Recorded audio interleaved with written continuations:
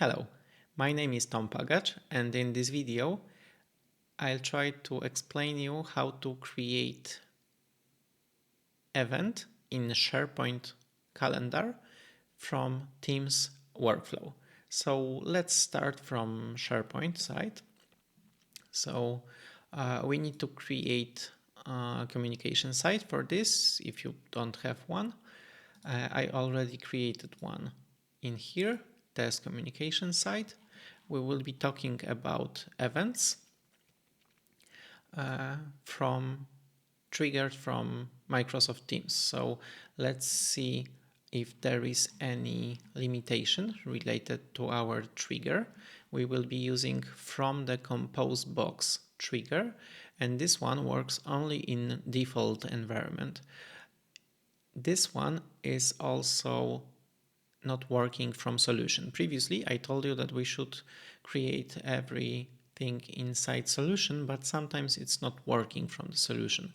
So in order to have this, we will use in our default environment section My Flows and then create a new flow, instant one. I already created this flow. So for the purpose of this tutorial, I will redo this in my developer environment. So let's create a new instant cloud flow, create event with the trigger from the compose box, create.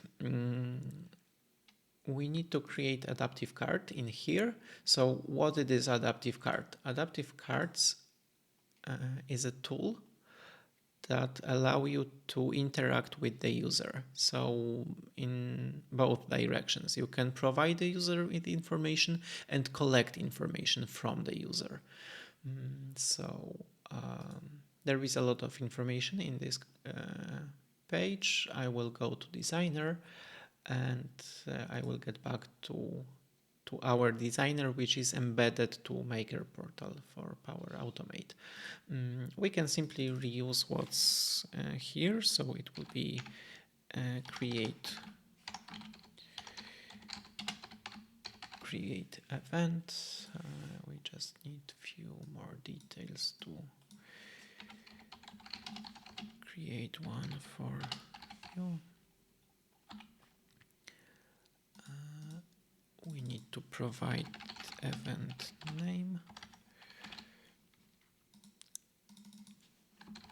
event start date, and instead of phone number, event end date. Okay. For the input, we can use text, date, time, number, choice, set, or toggle.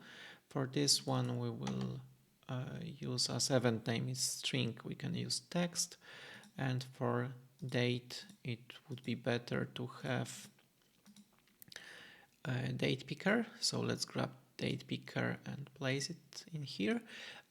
It's necessary to know that for every input you need to provide unique ID. Event name. For the start date, it will be event start date, and for end date as well, event end date. Okay, that's all. Everything is set up. We can save this card and go to the next step to add. Step related to SharePoint list, create item. Okay, so our site address, it will be test communication site and list name. There is no item in here, so we need to provide one. So let's get back to this test communication site. Let's open site contents and let's see the name for this events calendar. It's simply events. So let's reuse this one in here. So we need to enter custom value, events, and Power Automate will fetch schema for this list for us. So we need to provide title for the event. It will be event name. From dynamic content from our trigger. Start time, it will be start date, and end time, it will be end date. Okay, you can play with remaining fields. For the purpose of this tutorial, I will be doing only what's mandatory. Okay, let's create a response for the user, because playing with adaptive card, we can provide the user with feedback, instant feedback on this. So we need to look for the action to respond in Teams task module. In order to establish this action, we need to insert JSON for adaptive card. So let's use this one. We already created.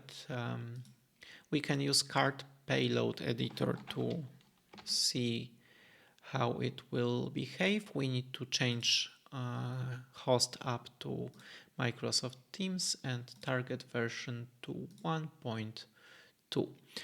So our feedback will look like this. And we can reuse this in here. If you will import this package to your tenant, I recommend you to change this URL for button view event to target site from your tenant. Okay, so we have response and we can add error handler. So let's add parallel branch. We can copy this to clipboard, reuse this one. The basic one will be run after create item is successful. And if it will fail, it will be our error handler. So if it's either failed, skipped, or timed out, we will prompt user with different information. I already prepared one, so we can see how it will look like. Event creation failed, calendar event successfully failed. So let's use this one. We can save this, and that's all. Yes, in chat with Teams, we already got the information that your flow is ready to be run.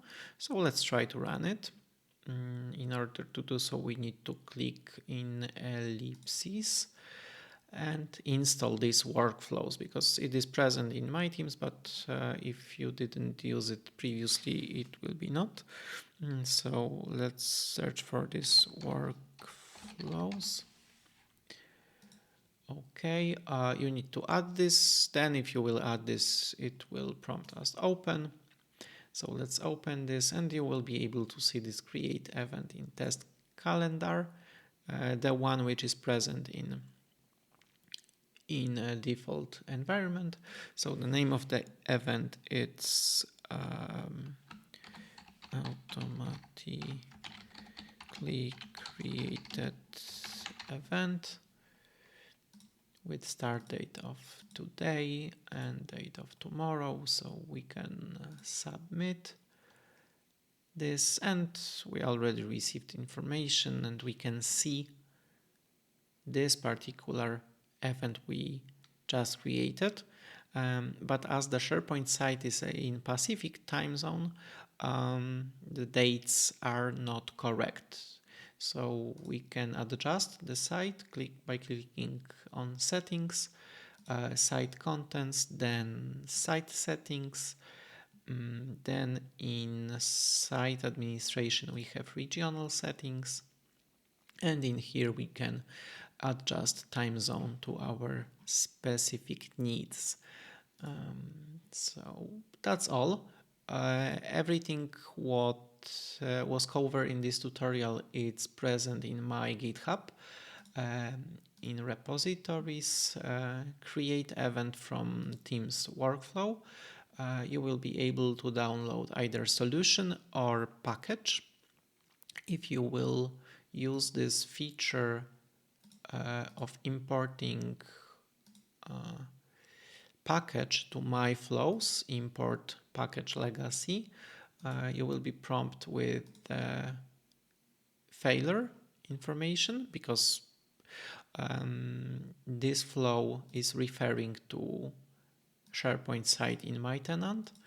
So you need to change this by clicking on Save as a new flow, and you will see this flow with without connection set up. So you need to reference to the connection in your tenant, then to site address and list name in your tenant, and you are free to go. Okay, that's all. Thank you for watching this video. I hope you enjoy and have a great day.